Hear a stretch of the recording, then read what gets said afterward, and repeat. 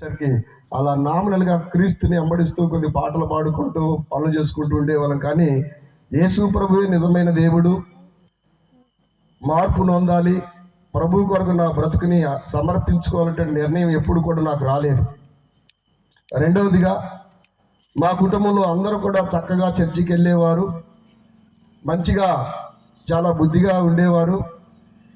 ఎక్కడ ఏ కార్యక్రమం ఉన్నా, కూడికలున్నా మరి వాళ్ళు యాక్టివ్గా ఉండేవారు.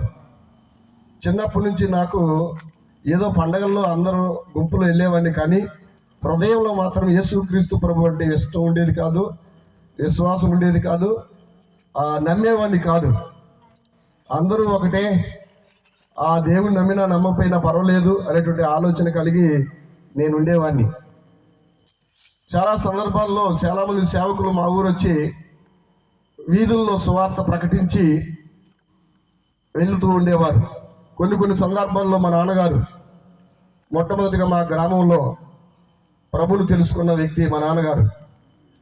ఆ విధంగా దేవుని సేవకులు కొన్ని సందర్భాల్లో మా ఇంటికి భోజనానికి ఆహ్వానించేవాడు. ప్రార్థన కూడిక అయిపోయిన తర్వాత 10 గంటల తర్వాత వారు వచ్చేవాళ్ళు. నేను మాత్రం ఆ ప్రార్థనకు వెళ్ళేవాడిని కాదు. కొన్ని సందర్భాలు నాకు గుర్తున్నాయి బాగా ఇప్పటికీ.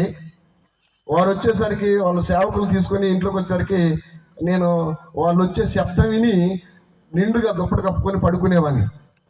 వాళ్ళు మా నాన్నగారితో అనేవాళ్ళు, ఎవరండి ఇంట్లో పడుకున్నారు, బాగోలేదా అనేవారు. నేను నిద్రపోయినట్టు యాక్షన్ చేసేవాడిని. వాళ్ళు అన్నారు, ఈయనకి దేవుడు అంటే ఇష్టం ఉండదండి, సరిగా రాడు, మా ఇంట్లో అందరూ వస్తారు కానీ ఇతడు మాత్రం ఎలాంటి ప్రార్థనకు రాడు, ఆయన ఇష్టం వచ్చినప్పుడు ఏదో పండగలప్పుడు వస్తాడు అని చెప్పాను. నేను పడుకొని అన్నీ వింటున్నాను, వాళ్ళు భోజనం చేసుకుని సంభాషిస్తున్నారు నా గురించి. పిల్లలు అలా వదిలిపెట్టకూడదండి, వాళ్ళకి ఇష్టమున్నా ఇష్టం లేకపోయినా దేవుని సన్నిధిలో జరిగేటప్పుడు కూడికలు తీసుకొని రావాలండి వాళ్ళు చెప్పేవారు.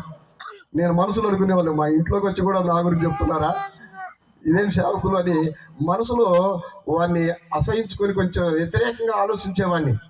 ఆ విధంగా నేను క్రీస్తుని అంగీకరించకుండా, ప్రార్థనలు అంగీకరించకుండా చాలా గ్యాప్ మరి ఉంచేవాడిని. అయితే చదువుకున్నటువంటి సమయాల్లో చాలా చదువుల్లో మొద్దు. ఎవరంటే లాస్ట్లోంచి నేనే ఫస్ట్. 6వ తరగతి 2 సార్లు చదివాను, ఆధార్ తక్కువ ఫెయిల్ అయ్యాను.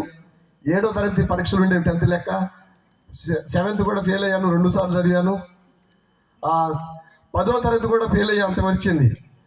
6వ తరగతి నుంచి చిన్నతనం నుంచి నాకు చెడు అలవాట్లు అబ్బాయి స్నేహితుల వల్ల హాస్టల్లో జాయిన్ అయ్యాను. కొంతమంది స్నేహితులు